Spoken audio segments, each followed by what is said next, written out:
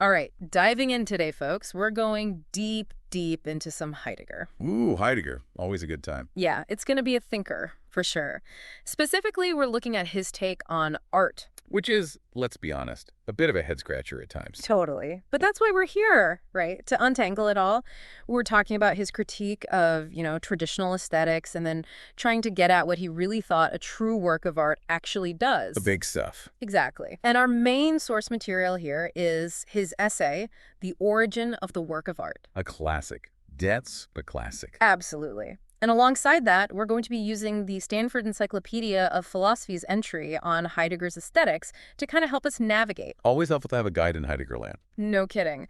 So yeah, our goal today is to try to make these really complex ideas a little bit clearer, a little bit more accessible. We want to understand Heidegger's view on art's role in, well, in shaping how we understand reality itself. Big question. The biggest. And for all of you philosophy fans out there, it's worth noting right off the bat that Heidegger himself wasn't exactly thrilled with the idea of Heidegger's aesthetics. Yeah, that term kind of made him bristle a bit. He did. He really pushed back against what he called the aestheticization of art. Right. And it's important to make a distinction here. He's not just rejecting the whole art for art's sake thing. Hmm. This goes way deeper than that. Right. So what are we talking about here? What's the problem with aestheticization as Heidegger saw it? Well, he felt like it basically trapped art, limited it to just being something pretty to look at or, something for these like sophisticated art snobs to enjoy. Like a fancy dessert or something. Yeah, exactly. Like comparing a great painting to a really well-made pastry. And even Kant's idea, that art could help us be more moral. Well, even that didn't quite cut it for Heidegger. He wasn't satisfied. No, not at all. He actually kind of agreed with the sentiment that you could do all the philosophical analysis of aesthetics in the world, but it wouldn't really get you any closer to understanding art itself, or how artists actually create. It's like you're missing the essence of the thing by getting caught up in the subjective experience. Exactly. So it wasn't just that, beauty is subjective or whatever. It was a much deeper issue with how we were framing art entirely. Mm-hmm. A fundamental problem. And it sounds like he traced this problem back to, the very roots of how we see the world in, the modern age. Yeah, he really did. For him, the problem started with this big subject-object divide that, has been shaping Western thought since Descartes. Heidegger's argument is that aesthetics inherently relies on this split, this idea that there's an art object over here and then a separate subject experiencing it over here. With feelings acting as the bridge. Right, feelings being the bridge between them. But Heidegger felt like this framework was way too simplistic. It just doesn't capture the much more primal, more fundamental way that we actually relate to the world and, of course, to art. We're not just detached observers. We're not. We're embedded in the world. So, okay, we've talked about what Heidegger didn't like about the traditional way of looking at art. But then what was his alternative? What did he think art was really doing when it was, working at its full potential? He believed that truly great art grounds history by allowing truth to kind of emerge or unfold. And he took some inspiration from Heraclitus here, that old Greek philosopher who talked about these fundamental opposing forces in the universe, Like being and non-being, light and dark, those sorts of things? Yeah, exactly. And Heidegger saw great art as functioning in a similar way. He thought it could solidify a certain way of understanding being and value within a particular historical community. Setting the stage for how a whole society interprets the world. Exactly. And he uses that famous example of the ancient Greek temple at Paestum to illustrate this, right? He does. It's a great example. He argued that the temple wasn't just a building. It was like this active force unifying the entire historical world around it. It reinforced a specific sense of what was important, giving things their look, like how they were understood, and giving humanity its outlook, its shared values and sense of purpose. So these great works of art are almost like the foundation of a culture. They're shaping the very way people see reality. Exactly. And it's happening in the background. It's not always obvious, but it's there, this constant shaping of how people understand their world. Like the silent code of a culture. Right. And this brings us to Heidegger's idea of artworks as ontological paradigms. Ontological paradigms. That sounds pretty intense. It's a bit of a mouthful, but essentially it means that artworks are like models of reality and also models for reality. They have the power to show us what reality is like and also to shape how we understand it going forward. To actually reconfigure our understanding of existence. Exactly. And he even talked about different orders of magnitude, ranging from everyday things thinking to significant artworks like Van Gogh's paintings to these huge, great works like the Greek temple or a really powerful tragedy that can fundamentally transform our understanding of being itself. Like pushing history in a new direction. Exactly. And this all ties into his famous statement that art is the becoming and happening of truth. Right. But for Heidegger, truth doesn't mean just like facts and statements that match up, Yeah. It's much more than that. For him, truth is ontological. It's about how things are revealed, how intelligibility comes into being. It's that process of something moving from hiddenness into the open. He used the Greek term aletheia, which literally means unconcealment, to get at this. So truth is about unveiling, about bringing things into the light. Exactly. And great art, for Heidegger, can actually initiate this kind of push in history, a new beginning where we fundamentally change how we understand being and how we live our lives. It's art as a force of transformation. Absolutely. So we've got a good handle on Heidegger's positive view of art. Now let's dive back into his critique of aesthetics. He said that when art is aestheticized, it becomes just an object of lived experience, right?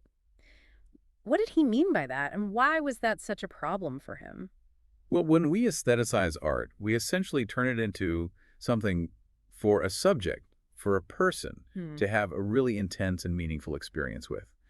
And in our modern post-Cartesian world, an object is basically anything that's out there separate from us. External to our consciousness. Right. So to experience an object, we supposedly have to step outside of ourselves, engage with this separate thing, and then kind of take that experience back in. Internalize it. Exactly. And with art, this experience becomes a lived experience, something that makes us feel more alive. But Heidegger's worry was that this whole process puts the focus on our subjective feelings rather than on the artwork's ability to reveal something true about reality itself. We get caught up in the feeling, the emotion. Right. We make it all about us instead of about the artwork and what it's trying to show us. And then the other problem for Heidegger is that this way of looking at art leads to this idea that art is just an expression of human life. The artist's personal experiences and all that. Exactly. And while Heidegger doesn't really go into a ton of detail about this specific point in the essay, the implication seems to be that once we start thinking of artworks as things that give us these meaningful subjective experiences, well, it's pretty easy to then start thinking of them as expressions of the artist's own life and their own experiences. Like it's all coming from inside the artist. Right. And Heidegger wasn't necessarily saying this was wrong. It's obvious that artists are influenced by their lives and experiences. But his concern was that when this becomes the main way we think about art, we lose sight of something much deeper, that ability of art to reveal truth that's independent of any individual person, artist, or viewer. So we're back to that idea of missing the bigger picture. All right. So he talks about these symptoms of subjectivism in aesthetics. What did he mean by that? And how does this whole aesthetic approach kind of reveal this underlying subjectivism? Well, Heidegger believed that this focus on the aesthetic experience of art wasn't some random, isolated thing. He saw it as part of this much bigger trend in the modern world. It's happening alongside the rise of science and technology, the obsession with culture, and what he called the ungodding of the world. The decline of religion's influence. Right. And he thought all these things were basically pointing in the same direction toward what he called subjectivism. Which, for a philosopher, is a pretty big deal, right? It's like questioning the very foundation of how we understand reality. It is. It's a huge deal. And for Heidegger, subjectivism is basically humanity's attempt to control everything, to make ourselves the masters of reality. It's this idea that we're at the center of the universe and that everything revolves around us. So how exactly does aesthetics play into this? Well, in the aesthetic approach, you've got this subject having an experience of an object and then interpreting that object as an expression of another subject, the artist. This whole framework basically puts the human subject at the center of everything. It makes it all about us and our experiences, and it ignores the artwork's own power to reveal truth, regardless of what we think or feel. We're back to the idea that the artwork itself gets lost in all of this. Right. Okay, so let's dig a little deeper into how aesthetics reflects and reinforces the subjectivism. You mentioned Descartes before. He kind of comes back into the picture here, doesn't he? He does. Heidegger argued that this whole subject-object split which really became the foundation of modern thought thanks to Descartes, well, it fundamentally distorts how we actually experience the world most of the time. He said that most of our daily lives are characterized by this kind of immersion in our surroundings, not by this detached observation. We're not constantly separating ourselves from the world. Right. Think about when you're using a tool, like hammering a nail or writing with a pen. You're just doing the thing. You're not thinking, oh, I'm a subject over here and there's an object over there. We're just in the flow of being in the world. But then the problem comes when something goes wrong, like when the hammer breaks or the pen runs out of ink. Exactly. That's when we suddenly become aware of ourselves as separate from the object. But Heidegger's argument is that this kind of awareness is actually secondary. It's derived from a more fundamental kind of being in the world. And aesthetics, by starting with this subject-object split, is basically starting from the wrong place. It's taking this secondary way of experiencing the world and imposing it on our encounters with art. So it's almost like it's setting us up to miss the point from the very beginning. Exactly. Okay, so now we're getting into some even more complex territory. He connects this modern subjectivism to what he calls late modern enframing in aesthetics. Right. It's a bit of a mind bender. It is. So how does aesthetics not only come from subjectivism, but also kind of feed back into it and lead to this enframing, this gestell? Okay. So with subjectivism, the subject is trying to control objective reality, right? But within framing, things get even weirder because the subject itself becomes an object. It's like subjectivism squared. Like we're turning the controlling gaze back on ourselves. Exactly. Everything, including our own experiences, gets reduced to something that can be measured and controlled. He connects this to Nietzsche's will to power here, right? Where everything becomes just a resource to be exploited. Yeah, Heidegger saw Nietzsche's philosophy as an early sign of this whole enframing thing. And aesthetics, he argued, gets caught up in this too, when it tries to reduce subjective experiences like beauty to just brain states. So we end up with things like neuroscience trying to explain beauty by looking at brain scans. Right. And for Heidegger, this kind of reductionism is the element in which art dies. But he also thought that this death of art as we typically understand it, could actually be a good thing. It could open up the possibility for a kind of rebirth, a way of experiencing art that goes beyond our usual subjective frameworks. So this is kind of like Hegel's idea of the end of art, right? But Heidegger's take on it is a little different. It is. Hegel thought that art had basically reached its peak, and that it was no longer the best way for truth to be revealed. But Heidegger still held out hope that art could play this really important role. But not in the way that we usually think about it. Exactly. For Heidegger, the highest truth of art wasn't about perfectly representing some pre-existing idea or concept like Hegel thought. He was looking for art that could embody the transition to a totally new way of understanding being. And this is what he tries to do in the origin of the work of art, right? He wants to show us how to move beyond just having an aesthetic experience of an object and instead encounter the presencing of the work. Exactly.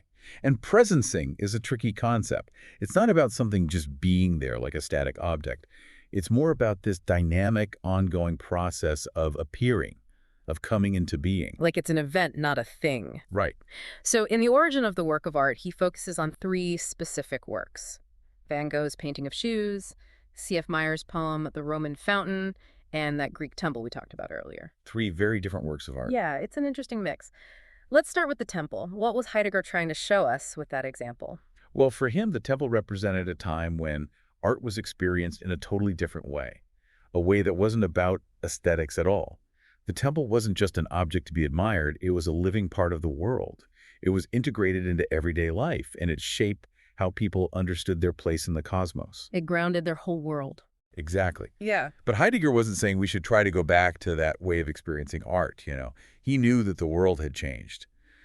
The temple, like the medieval cathedral, it doesn't have that same power anymore because the historical world it belonged to has disappeared. So it's not about nostalgia. No. It's about recognizing that there are other ways to experience art, ways that we might have forgotten. Okay. What about the poem? That one seems like kind of an unexpected choice next to a painting in a temple. It does. But for Heidegger, the poem was all about providing context. He thought it helped to explain his whole philosophical project. How so? Well, the poem describes this fountain with water flowing through a series of basins. And Heidegger saw this as a metaphor for how our understanding of being changes over time. He connected it to his idea of historicity. So the water is like the flow of history. Right. And he even connected the fountain's initial jet of water to his idea of being, this original source of meaning. And then the three basins represent the three main epochs of Western thought: ancient Greece, the Middle Ages, and the modern world. A journey away from the source. Exactly. And Heidegger was suggesting that we need to find a way to reconnect with that original source, with being itself. And he thought art could help us do that. He did. All right, so now we're at the most controversial, and maybe the most insightful part of his essay, Van Gogh's A Pair of Shoes. Heidegger actually says that this painting is a perfect example of that non-aesthetic way of experiencing art that he's been talking about. Yeah. A still life of shoes revealing the truth of art. It's pretty mind-blowing when you think about it. It is. So how does he do it? How does he get there? Well, first we have to understand Heidegger's approach to art. He was all about what he called phenomenology. Basically, it's about describing our experience as directly as possible without getting bogged down in theories or preconceived ideas. Like clearing your mind and just letting the artwork speak to you. Exactly. But the really tricky part is that we all have these deeply ingrained biases, these ways of seeing the world that are hard to shake off. And the biggest one, for Heidegger, was that subject-object split we talked about earlier. We're so used to seeing ourselves as separate from the world. We are. So Heidegger is trying to show us a different way of seeing, a way of getting beyond that separation. And he starts by talking about the idea of a thing. He actually spends a lot of time kind of breaking down our usual ways of thinking about what a thing is. So not just an object with properties. Right. He's suggesting that there's something more to things than we usually realize. And he uses this deconstruction of the concept of a thing to show us how our everyday understanding of things is actually full of these hidden philosophical assumptions that can prevent us from really seeing them. And then he brings in Van Gogh's painting of the shoes as an example of this. He does. And it seems kind of ironic at first, right? Because he's trying to get us to see beyond our usual way of looking at objects. And then he chooses a painting of something as ordinary as shoes. The most everyday object. Exactly. But the point is that even something as simple as a pair of shoes can reveal something profound about the nature of being. But how does a still life of shoes help us move beyond that subject-object split? It seems like it would just reinforce it, you know? You've got the subject looking at the object. I know, it's paradoxical. And Heidegger was aware of that. He said that if we just look at the painting as a depiction of some shoes, then yeah, we're still stuck in that subject-object way of seeing. But he believed that if we really paid attention to the painting, if we let it work on us, we could actually get a sense of what it's like to wear those shoes, to use them, to be a farmer working the land. Like you're inhabiting the experience. Right. And this is where things get really interesting, because Heidegger points out that the subject-object split only really comes into play when something goes wrong, when our usual way of interacting with the world breaks down. Like when the tool breaks, we suddenly become aware of it as separate from us. Exactly. So Heidegger's challenge is, how do we talk about that pre-reflective, seamless way of being in the world, the way we experience things when they're working properly? And he thinks Van Gogh's painting can show us. He does. He says that the painting of these empty, unused shoes can somehow reveal the equipmental being of equipment in truth. It's a pretty dense phrase. It is. So what's he getting at? Well, he's saying that the painting, even though it's just a static image, can somehow evoke the dynamic experience of using those shoes as tools. It's about getting beyond just seeing them as objects, and instead understanding their essence as equipment, as part of a world of work and labor. Okay. And then he talks about this clearing or Lichtung that happens when we shift our attention away from individual things and toward the very concept of being itself. But he says it's really hard to break free from our usual ways of thinking, especially in aesthetics. Yeah. He actually says that maybe only nothing can stand against this powerful conceptual machinery of aesthetics. Nothing. I know it sounds weird, but for Heidegger, nothing isn't just the absence of something. It's more like the ground from which everything emerges. It's what makes it possible for things to appear in the first place. Like the blank canvas before the painting. Exactly. And when he looks at Van Gogh's painting, he says, there's nothing surrounding this pair of farmer shoes. But there's obviously stuff around the shoes in the painting, right? Right, there's the background and all that. But what he means is that there's no context, no setting. We don't see where the shoes are, or who they belong to, or what's happening around them. And he says that this nothing is actually what allows the shoes to belong to anything at all. So it's like the potential for meaning. Exactly. And he goes on to describe this nothing as the tension of emerging and not emerging, which is this idea that things are constantly coming into being and disappearing, revealing themselves and hiding It's themselves. like a constant dance between presence and absence. Right. And this brings us to one of Heidegger's most famous ideas, the distinction between earth and world. Okay, this is where things get really deep. Yeah, it's intense. So for Heidegger, earth is this kind of primal, inexhaustible ground of being. It's what everything comes from, but it's also something that we can never fully grasp or understand. It's always withdrawing from our attempts to define it. It's like the ultimate mystery. Exactly. And then world is the realm of human meaning, the realm of history and culture and language. It's where we make sense of things, where we give things names and assign them value. So earth is the ground, and world is what we build on that ground. Right. And great art, for Heidegger, is about holding these two things together in tension. The artwork shows us the earth, this inexhaustible ground of being, but it also shows us the world, the human realm of meaning. It's like a bridge between the two. It is. So when Heidegger says there is nothing surrounding this pair of farmer's shoes, he's actually pointing to this tension between earth and world.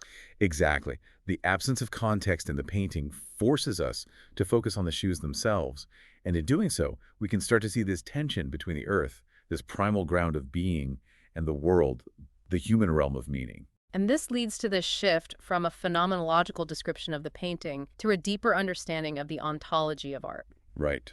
Heidegger uses the phrase "und dennoch," which means "and yet," to signal this shift. He's saying, okay, we've looked at the painting, we've described what we see, but there's something more going on here. And he goes on to talk about the dark opening of the shoes, the toilsome tread, the silent call of the earth. It's like the shoes are speaking to us. They are. And what they're saying is that there's this deeper truth at work here, this truth that's about the tension between earth and world. And he's saying that this is what all great art is about. It's about revealing this tension, this struggle between what we can grasp and what always remains beyond our grasp. And this is where he says that famous line, the picture really represents nothing. Right. And he doesn't mean that the painting is bad or meaningless. He's saying that it's not just about representing a pair of shoes. It's about representing the nothing that underlies everything that makes everything possible. It's like that Magritte painting, This Is Not a Pipe, right? It's making us question what representation really means. Exactly. And for Heidegger, this nothing, this tension between earth and world, is what drives all creation. It's the source of all meaning and value. And he thinks that art can reconnect us to this source. He does. He says that humanity's ability to understand being comes from this poetic naming into being, which emerges from the closed ground of the earth. So art is like a kind of poetry that can reveal the truth of being. Exactly. And he says that we need to cultivate what he calls ontological responsibility, which is this kind of openness and receptivity to the earth, to the source of meaning. Like listening to the earth's song. Right. And he talks about this riv structure or res in nature, which is this inherent potential for creation. Like a blueprint for art built into the very fabric of the world. Exactly. And he compares the artist to a midwife, someone who helps to bring something new into being without imposing their own will on it. So it's not about controlling nature, but about working with it. Right. And this brings us to the whole controversy surrounding Heidegger's interpretation of Van Gogh's painting. He famously says that the shoes belong to a farming woman. Which turned out to be wrong. Well, the art historian Meyer Shapiro argued that the shoes were actually Van Gogh's own shoes, not a peasant woman's. So Heidegger got the facts wrong. He did. But some philosophers argue that it doesn't really matter for his overall argument. They say that the specific details of who owned the shoes aren't that important. But how can we reconcile that with Heidegger's whole emphasis on phenomenology, on describing our experience accurately? Well, if we look at Heidegger's interpretation as a phenomenological argument, rather than just a statement of fact, it makes more sense. He's not just saying these are a peasant woman's shoes. He's taking us through a series of steps, leading us from the aesthetic object to the nothing, to the tension between earth and world, and ultimately to an understanding of the farmer's experience. So the shoes themselves aren't the point, they're just the starting point. Exactly. And there's actually some evidence that Heidegger might have been picking up on something real in the painting, even though he got the facts wrong. Some scholars have pointed out that there's a faint suggestion of a woman with a hoe in the dark opening of one of the shoes. So maybe he wasn't totally off base? Maybe not. And he even says that he might have expressed the experience too literally, which could mean that he was aware of this figural element in the painting and that it might have influenced his interpretation. So the controversy might stem from a misunderstanding of what Heidegger was actually trying to do. It might. All right. So, for all the philosophy fans out there, what are the key takeaways from Heidegger's thinking about art? Well, first, he challenges the whole foundation of traditional aesthetics by questioning that subject-object split we've been talking about. Second, he presents a radical new way of understanding art, seeing it as this powerful force that shapes our understanding of being and the course of history. Third, his concept of earth gives us a new way to think about the limits of knowledge and the inexhaustible mystery of reality. Fourth, his idea of the essential strife between earth and world highlights this dynamic tension that's at the very heart of meaning itself. And finally, his analysis of Van Gogh's painting, even with his controversies, shows us how art can reveal these deep ontological truths if we engage with it in the right way. That's a lot to unpack. It is. So, here's something for everyone to ponder. If art is really about revealing this tension between what we can know and what always remains beyond our grasp, what does that mean for philosophy? That's a good one. Does philosophy have its own earth, its own encounter with the limits of knowledge? It's something to think about. Definitely. Thanks for joining us on this deep dive. It's been a journey. It has. Until next time, keep thinking. And keep questioning.